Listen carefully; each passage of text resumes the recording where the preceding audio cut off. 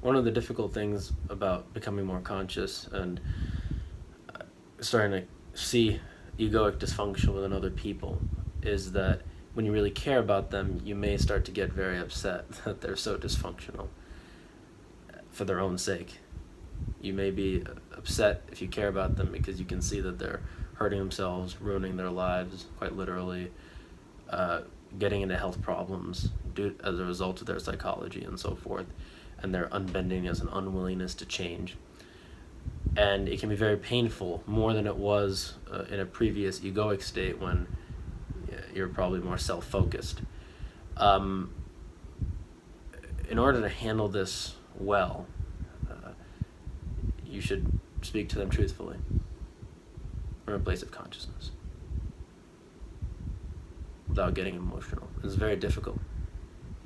You may find yourself getting more emotional about it now than you did before. But again, this is about your consciousness, your relationship with life. Treat life as a friend. Treat life as a friend before you treat it as an enemy, and then before it treats you as an enemy. Make that person your mirror. Make them the mirror of your love, of your conscious love. And realize as well that when you're truly and fully conscious, all that emotional upsetness and so forth largely goes away because you recognize that everything operates as per the divine plan. And that even when people suffer and when things happen that aren't good, that from a standpoint of consciousness, which is neutral, from a standpoint beyond birth and death and partiality and good and bad and so forth, that it's okay.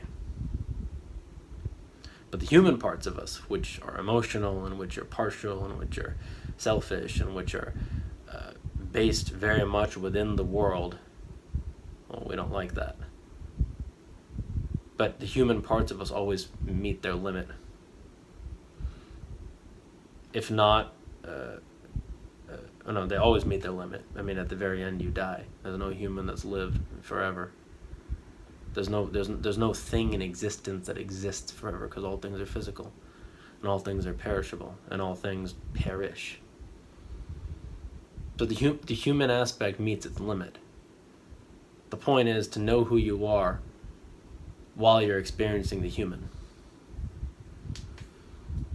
And when you know that, you can bring that consciously into the relationship with the other person, because the guaranteed thing is that the other person is consciousness underneath the form, and underneath the psychological dysfunction, and underneath the physicality.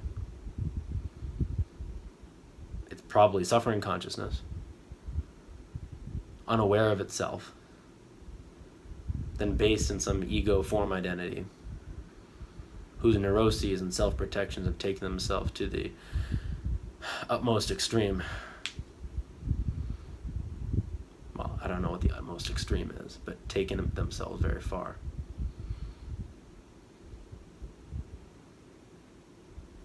Yeah, it's a daunting task, no doubt.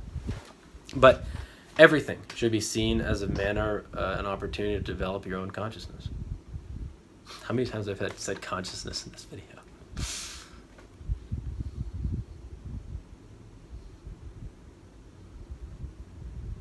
People mirror you.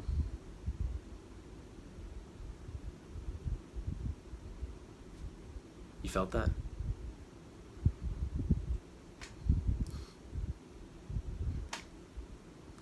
Did you feel that?